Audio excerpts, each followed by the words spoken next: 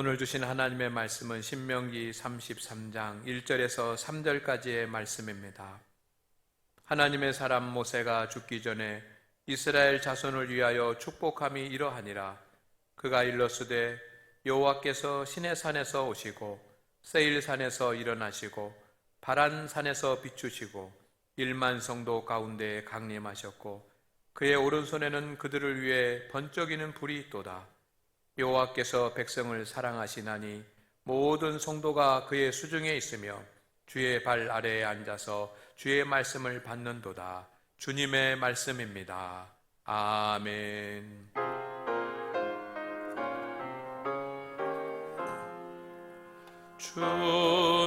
주님의 말씀을 순종케 하소서.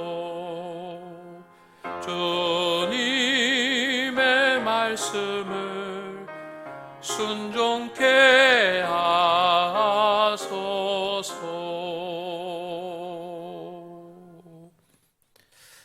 자리에 앉습니다. 할렐루야. 우리 장로님들 그리고 가정에서 예배한 우리 성도님들, 주님의 은혜와 평강이 함께하기를 주의 이름으로 축복합니다. 축복합니다. 우리는 모두 행복한 삶을 소망합니다. 행복이란 무엇일까요?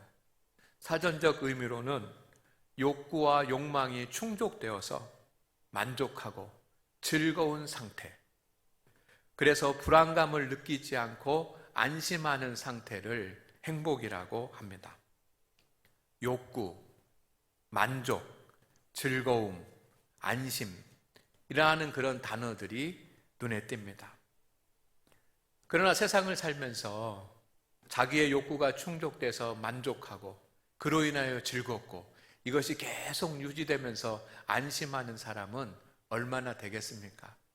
우리가 잠시 행복감에 젖을 수는 있지만 여러분, 계속해서 지속적으로 1년 내내 그렇게 행복함을 갖는다라고 하는 것은 쉽지 않습니다.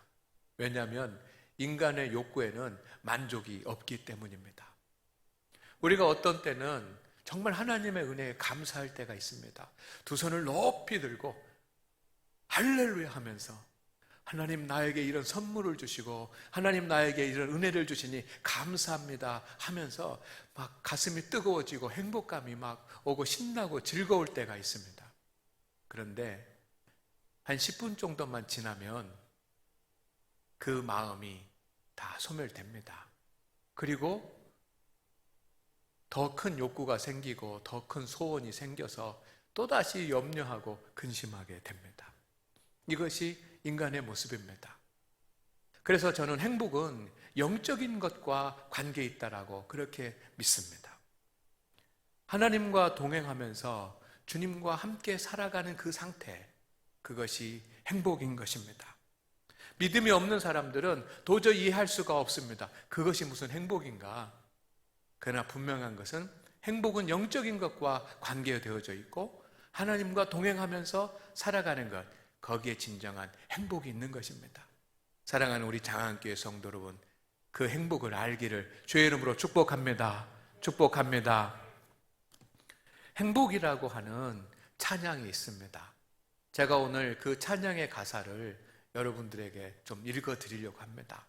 저는 이 찬양을 부르면서 또 들으면서 감동이 됩니다. 정말 믿음의 사람이 이 찬양을 작사했구나 라고 하는 생각이 듭니다. 화려하지 않아도 정결하게 하는 삶, 가진 것이 적어도 감사하며 사는 삶, 내게 주신 작은 힘 나눠주며 사는 삶, 이것이 나의 삶의 행복이라오. 눈물 날 일 많지만 기도할 수 있는 것, 억울한 일 많으나 주를 위해 참는 것, 비록 짧은 작은 삶, 주님 뜻대로 사는 것, 이것이 나의 삶의 행복이라오. 이것이 행복이라오. 세상은 알 수 없는 하나님의 선물, 이것이 행복이라오. 하나님의 자녀로 살아가는 것, 이것이 행복이라오. 여러분의 행복의 기준은 무엇입니까? 오늘 말씀은 모세가 죽기 전 이스라엘 백성들에게 마지막으로 한 유언이고 축복 기도입니다. 그들은 가나안 입성을 앞두고 있었습니다. 광야에서 40년 동안 고생을 했습니다. 그 전에는 애굽에서 430년 동안 종살이를 했습니다. 그 민족이 430년의 종살이가 끝나고 40년의 광야 생활이 끝나고 이제 가나안 땅에 들어간다면 행복해야 되지 않겠습니까? 모든 사람들이 다 행복해야 할 것입니다. 당연히 그렇습니다. 하지만 가나안 땅으로 들어간다고 해서 모두가 다 행복해질까요? 저절로 행복해질까요? 결과적으로 보면 그것이 아니었습니다. 그러지 못했습니다. 끊임없이 도전들이 일어났고 끊임없는 시련들이 있었습니다. 가나안 땅이라고 해서 세상에서 일어나는 온갖 시련들과 어려움이 없는 것 아니고 가나안 땅이라고 해서 매일 즐겁고 만족하고 안심하면서 살 수 있는 것이 아닙니다. 세상의 땅이기 때문에 그렇습니다. 모세는 자신이 가나안 땅에 들어갈 수 없다는 것을 잘 알았습니다. 그렇지만 자기가 사랑하는 이 백성들이 가나안 땅에 들어가서는 행복하게 살기 위해서 마지막으로 죽음을 앞두고 그들에게 꼭 가르치고 다시 가르치고 계속 가르쳐서 마음에 새겨줘야지만 되고 싶은 것이 있었습니다. 그래서 오늘 유언으로 남기면서 그들을 위해서 축복 기도를 하는 것입니다. 그러면서 이 세 가지를 꼭 기억하라고 말합니다. 오늘 하나님 앞에 예배하는 우리 성도 여러분, 우리 성도들도 1년 동안 행복하시기를 바랍니다.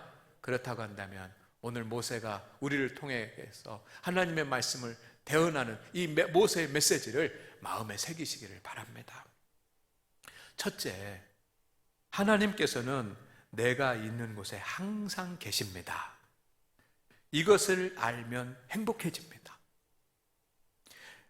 2절 말씀에 보니까 세 산이 나옵니다. 시내산, 세일산, 바란산이 나옵니다.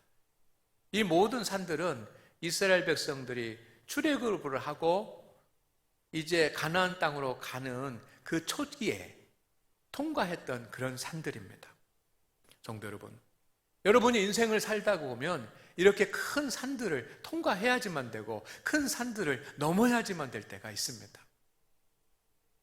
저도 지금까지 오면서 넘는 큰 산 3개를 말아보라고 하면 첫 번째는 학산입니다. 이 학산이 어디 있느냐라고 생각하실 분 계실지 모르겠는데 신학교에 가서 공부하던 학창시절의 산입니다. 고등학생이 대학생이 돼서 평범한 학생이 신학생이 돼서 학교에 가서 공부를 하니까 신학이 너무 어려운 거예요. 범위도 넓고 공부해야 될 것도 많고 레포트도 많고 너무 많은 거예요. 쉽지 않았습니다. 그런가 하면 그때는 모두가 다 어려운 시대였습니다. 그래서 학비도 준비를 해야 되고 스스로 조달을 해야지만 됐습니다. 그것도 어려운 일이었습니다. 그런가 하면 사회적으로 어려운 시대였습니다. 민주화 운동이 일어나가지고 막 시끄럽고 혼란스럽고 하던 그런 때였습니다. 학산입니다. 두 번째는 하나님을 찾아 나섰던 영산입니다. 고등학교 때까지 믿음 있다고 생각하고 방언도 하고 그렇게 기도하면서 정말 믿음 있다고 생각했는데 여러분, 그것이 믿음 있는 것이 아니었습니다.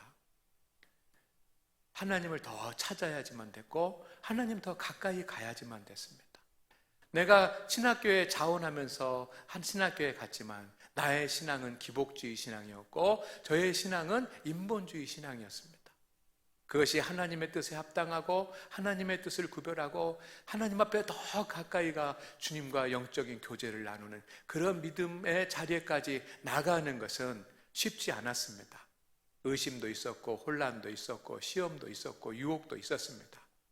그러나 그렇게 하나님을 만나는 그런 산, 영산이 있었습니다. 세 번째는 목산입니다.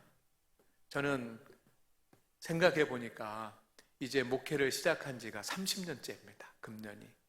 전임 전도사를 시작을 하면서 목회했던 것이 30년입니다. 처음에는 신학교를 나오면 목회를 잘 할 수 있을 것이라고 생각하고 내가 하는 것이 다 맞다라고 생각하면서 열심히 했습니다. 그러나 그것이 목회의 전부는 아니었습니다. 목회를 시작해 보니까 여러 가지 힘든 일도 많았습니다. 성도들을 사랑하면서 열심히 최선을 다해 사는데 성도들은 그 사랑을 알지도 못하고 또 여러 가지 의견도 다르고 뜻대로 되지 않는 것도 있었습니다. 그러면서 목회를 배워갔습니다. 고백해보면 이제 한 50이 넘어서야 목회를 내가 조금 알 것 같다라고 하는 그런 생각이 들었습니다. 은퇴하신 목사님들은 70에 은퇴를 하시면서 이제야 목회를 좀 알 것 같다라고 말씀을 하시더라고요. 어쨌든 목회를 신학교에 나와서 목회를 배워가던 그런 목사님이 있었습니다. 인생의 많은 산을 넘어야 목적지에 도달할 수 있습니다.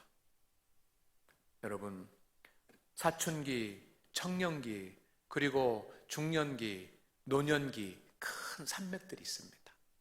제가 왜 산맥이라고 표현을 하냐면 청년기나 중년기나 노년기나 그 산들이 하나의 산이 아니라 넘어야 된 산들이 많기 때문입니다. 사춘기 때도 넘어야 될 산들이 많아서 산맥 같고, 청년기에도 넘어야 될 산들이 많아서 산맥 같고, 장년기에도 넘어야 될 산들이 많아서 산맥 같고, 노년기에도 다 끝나는 것 같지만 넘어야 될 산들이 많습니다. 그래서 산맥이라고 저는 봅니다. 수많은 산들을 넘어야지만 돼요. 그러면 우리는 어느 산이 아름다운 산이, 내 인생을 살아가면서 어떤 산이 아름다운 산인가? 여러분, 행복하고 기쁘고 형통하고 잘 되는 그런 시절도 있었지만 더 중요한 것은 지금 내가 서 있는 산, 지금 내가 넘어가는 산을 가장 행복하게 넘어가기를 소망합니다. 아멘. 노년기에 계신 성도님들은 이 노년기의 산을 행복하게 넘어가고, 열심히 일해야지만 되는 장년기에 있는 그런 중년들은 그 중년이라고 하는 산을 행복하게 넘어가고, 직장생활, 결혼을 해야지만 되는 청년들은 그 청년의 때를 행복하게 넘어갈 수 있기를 주의 이름으로 축원을 드립니다. 이스라엘 백성들은 세계의 산을 넘어가는 동안 행복하지 않았습니다. 갈증을 경험했고 배고픔을 경험을 했고 추위와 더위와 대적들을 만났습니다. 그들은 지금 광야에 있지만 하나님께서 예비하신 가나안 땅으로 가는 것입니다. 그러면 가나안 땅으로 가고 있으면 지금 좀 힘들더라도 기쁘고 즐겁고 행복해야 되지 않습니까? 그러나 그들 앞에 갈증이 있고 배고픔이 있고 추위가 있으니까 하나님께서 예비하신 그 가나안 땅을 향해서 가면서도 행복한 것을 모르고 살아가는 것입니다. 성도 여러분, 우리는 하나님 인도하신 길로 갑니다. 젖과 꿀이 흐르는 땅, 쉴만한 물과 푸른 초장, 주님이 예비하신 곳으로 갑니다. 그렇다면 지금 이 시간, 이 지나는 시간을 행복하게 지날 수 있기를 소망합니다. 따라합니다. 지금이 행복한 시간이다. 아멘. 왜? 하나님이 함께하고 계시기 때문이에요. 여러분, 오늘 2절 말씀에 또 중요한 단어들이 있습니다. 오시고, 일어나시고, 비추시고. 다르게 표현을 했지만 이 모두가 하나님께서 임재하시는 하나님의 임재를 나타내는 말씀이십니다. 하나님께서는 이스라엘 백성들이 머물렀던 그 곳에 강림하셨습니다. 모든 곳에 임재하셨습니다. 시내산에도 세일산에도 그리고 바란산에도 임재하셨습니다. 동행하셨습니다. 그 증거가 구름 기둥이고 불 기둥 아닙니까? 만나고 매출하기 아닙니까? 어려운 문제가 있을 때마다 주님께서 함께하고 계시면서 그들의 문제를 해결해 주셨습니다. 할렐루야. 제가 앞에서 산 얘기를 3가지 했습니다. 학산, 영산, 목산 이런 이야기를 했는데 가만히 되돌아보면 그때 그 산을 넘어가면서 힘들고 어렵고 답답하기도 하고 염려도 많았던 것 같지만 지나놓고 보니까 하나님이 임재하고 계셨습니다. 하나님이 함께하고 계셨습니다. 여러분, 이 사실만 알아도 우리는 두려움과 염려 없이 살아갈 수 있습니다. 할렐루야. 모세는 백성들이 이 사실을 알게 하고 싶은 것입니다. 인생을 살아가는데 많은 산을 오르는 것과 같습니다. 가보지 않은 산을 오르는데 여러분, 가장 큰 문제 중에 하나는 두려움입니다. 그러나 내가 오르는 산보다 더 큰 능력을 가지신 하나님께서 내가 가는 곳마다 하나님께서 지키시고 보호하신다고 한다면, 그것을 알면 우리는 두려워하지 않을 것입니다. 목자가 되시고 피난처가 되시는 주님을 알면 우리는 강하고 담대해질 줄로 믿습니다. 성도 여러분, 금년 한 해 살아가시면서 내가 어느 곳에 있든지 하나님께서 함께하고 계시다는 사실을 알기를 주의 이름으로 축복합니다. 두 번째는 하나님은 나를 사랑하십니다 라고 하는 사실을 알아야 행복해집니다. 이스라엘 백성들에게 광야 40년은 하나님에 대한 불신앙의 시간이었습니다. 그러나 광야 40년은 하나님께서 이스라엘 백성들에 대한 사랑의 시간이었습니다. 40년 동안 이스라엘 백성들이 한 일은 거의 없습니다. 만나도 주님이 주시고 메추라기도 주님이 주시고 모든 것을 다 주님이 예비해 주시지 않았습니까? 그들이 한 일은 별로 없습니다. 한 일이 있습니다. 그들도 한 일이 있습니다. 무엇입니까? 원망하고 불평하고 비방하고 불순종하고 하는 그 일은 그들이 힘써 했던 일입니다. 얼마나 답답한 일이고 안타까운 일입니까? 하나님은 그들을 만나와 메추라기로 인도해 가시는데 그들은 무엇인가 좀 잘 안 되고 자기의 뜻에 안 맞으면 불평하고 원망하고 불순종하고 우상을 만들고, 그러나 하나님은 참으셨습니다. 인내하셨습니다. 기다리셨습니다. 용서하셨습니다. 왜? 사랑하시기 때문이에요. 모세는 하나님께서 이스라엘 백성들을 얼마나 사랑하시는지 알고 있었습니다. 그래서 3절에 이렇게 말합니다. 여호와께서 백성을 사랑하시나니. 하나님이 이 불순종의 백성들을 얼마나 사랑하시는지 모세는 눈으로 보아서, 믿음으로 보아서 다 알고 있는 거예요. 그런데 그것을 모릅니다. 이스라엘 백성들은 모릅니다. 아브라함의 종은 엘리에셀입니다. 엘리에셀은 믿음의 사람이었습니다. 왜냐하면 아브라함의 믿음을 본받았기 때문입니다.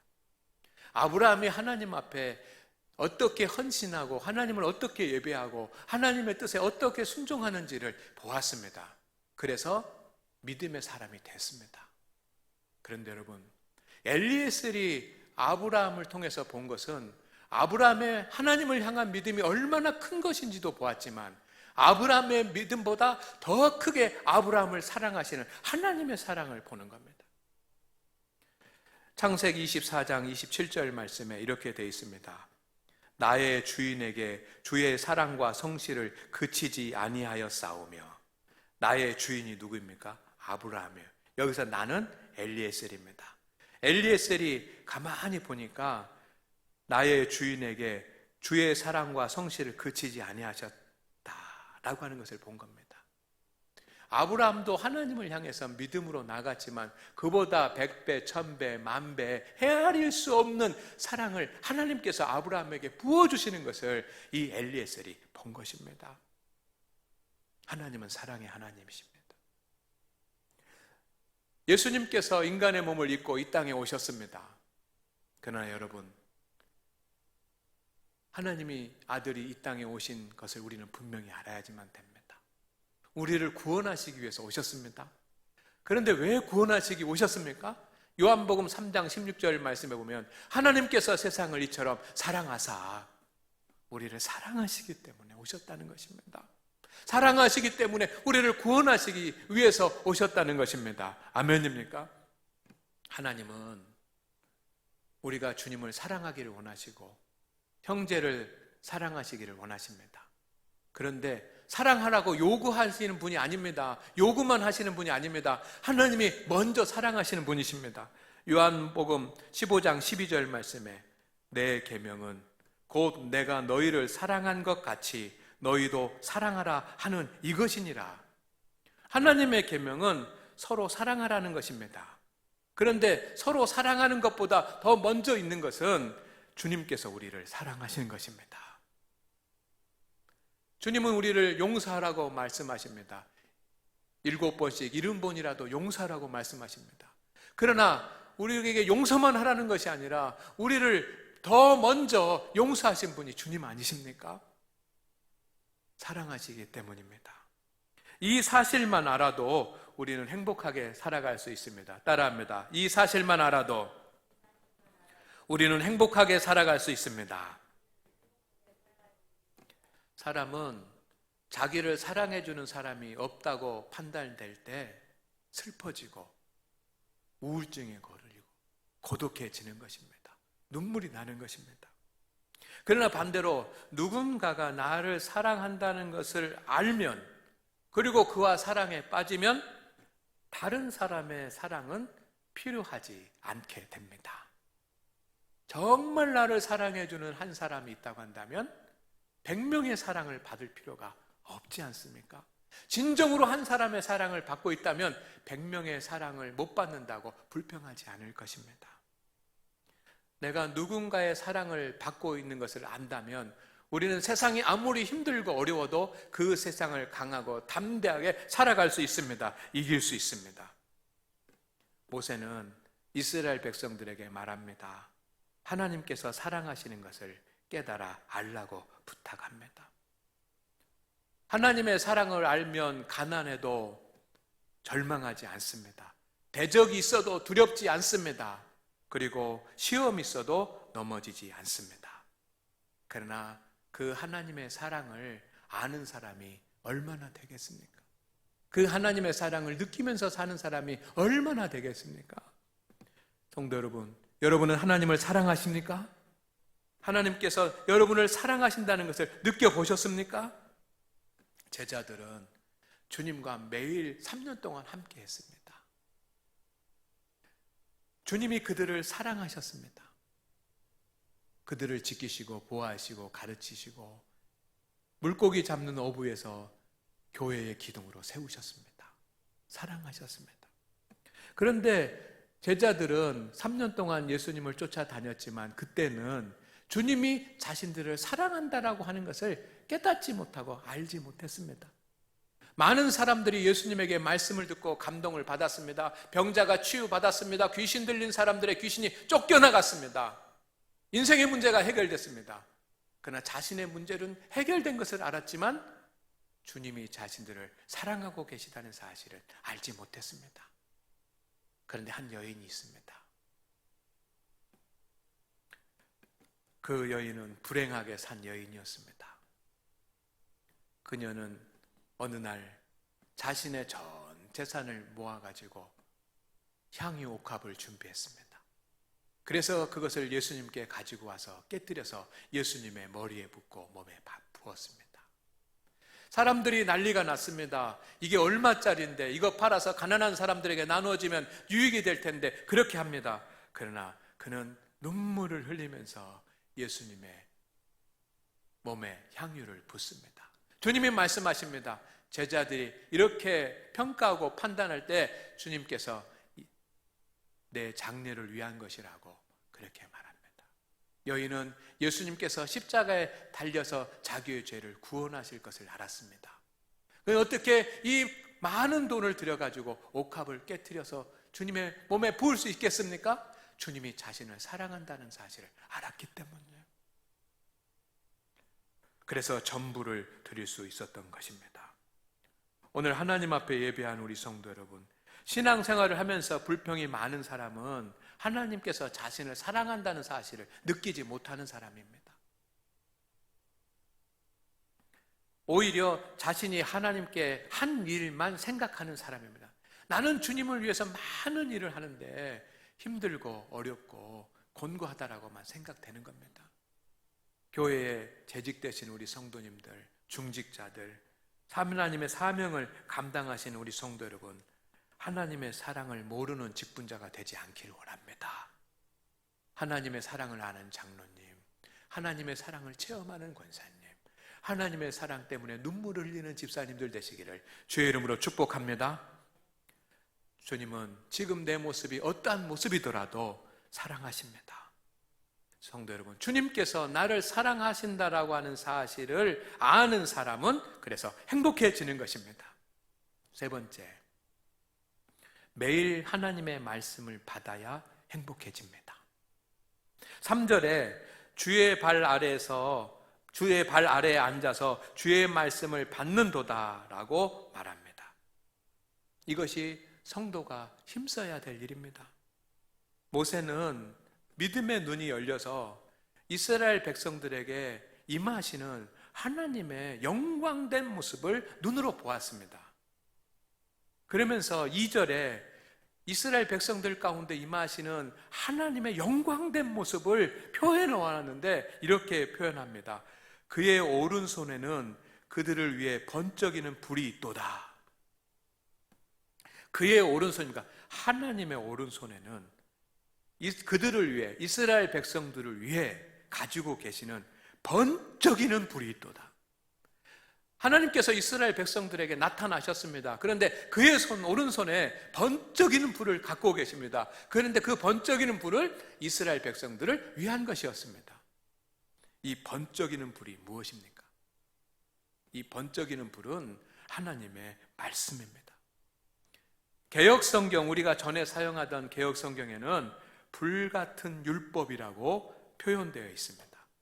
불같은 율법, 번쩍이는 불을 불같은 율법이라고 표현했습니다.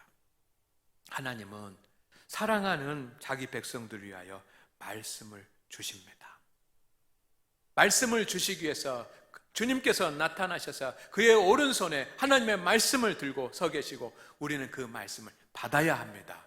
이것이 성경입니다. 성도 여러분, 이 사실만 알아도 우리의 믿음이 온전한 믿음이 될 수가 있습니다. 우리의 영적인 소망은 온전한 그리스도인이 되는 것입니다. 금년 한 해 동안 우리 모든 성도님들 하나님 앞에서 참된 하나님의 자녀가 되시기를 바랍니다. 기도하십시오. 주간 기도도 열리고 이제 새벽 기도도 열립니다. 오셔서 기도하십시오. 또 교회가 열리면 봉사하고 주님의 일에 헌신하십시오. 주님께 믿음을 드리십시오. 그런데 이것도 중요하지만 먼저 하나님의 말씀을 받지 않으면 그 모든 것이 인본주의가 되는 것이고, 그리고 자신을 위해서 신앙생활을 하는 사람이 됩니다. 우리는 무엇보다 우리를 위하여 불같은 하나님의 말씀을 들고 계신 그 하나님으로부터 말씀을 받아야지만 합니다. 마르다와 마리아가 있었습니다. 예수님께서 사랑하시는 그런 자매들이었습니다. 예수님께서 그 집에 가셨을 때 마르다는 주님을 위해서 열심히 무엇인가를 준비했습니다. 그런데 마리아는 주님의 발 앞에 엎드려서 앉아서 주의 말씀에 귀 기울였습니다. 마르다가 불평합니다. 그때 주님이 말씀하셨습니다. 좋은 것을 선택을 했다. 여러분, 우리의 믿음의 행위의 최고의 선택, 아름다운 선택은 하나님의 말씀을 받는 것입니다. 우리는 마르다가 되기 전에 마리아가 먼저 되어야지만 됩니다. 이것은 우리가 성경을 읽는다고 되는 것도 아니고 성경을 공부하고 연구한다고 되는 것도 아닙니다. 한 단계 더 나가야지만 됩니다. 하나님의 말씀을 아멘으로 받을 때 가능합니다. 그리고 마음의 밭에 심을 때 가능해지는 것입니다.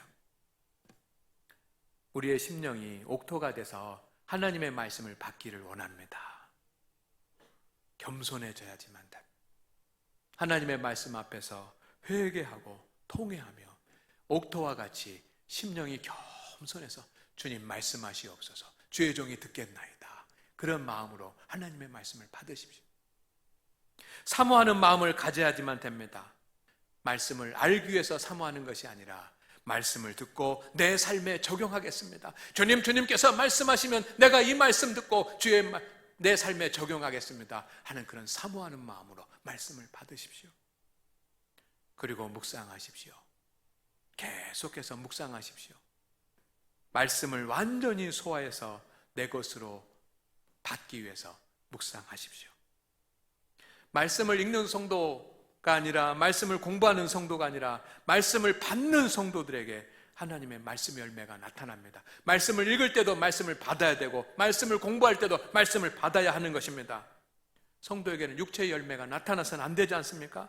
말씀을 받지 못하면 본인의 의지와는 관계없이 육체의 열매가 나타납니다. 우리 교회에서 실시하는 주 예수 성원 거룩한 독서가 있습니다. 이것이 주의 발 아래에 앉아서 주의 말씀을 받는 것입니다. 주일에 교회에서 예배를 통해서 주시는 하나님의 말씀이 우리의 영적인 양식이고 영적인 주식입니다. 그리고 그 말씀을 매일 아침 저녁으로 3번에서 5번 작은 소리로 읽고 나의 삶에 적용하기 위해서 묵상하고 기도하는 이 거룩한 독서가 주의 말씀을 받는 확실한 최고의 방법인 것을 믿으시기를 바랍니다. 하나님의 말씀을 받는 성도들은 믿음이 성숙해질 것이고, 믿음이 성숙해지면 그의 인생에 하나님의 축복의 열매가 나타날 것입니다. 성도 여러분, 오늘 이 3가지를 꼭 기억하십시오. 그래서 강하고 담대한 성도, 행복한 마음을 가진 성도, 성숙한 믿음을 선물로 받는 성도들이 되시기를 주의 이름으로 축복합니다. 기도드립니다. 주님, 우리 성도들이 하나님께서 내가 있는 곳에 바로 그곳에 임재하신다는 사실을 항상 알게 하옵소서. 하나님께서 나를 사랑하신다는 사실을 항상 잊지 않게 하옵소서. 하나님의 말씀을 받아 심령으로 새롭게 하여 주시옵소서. 예수님의 이름으로 기도드립니다. 아멘.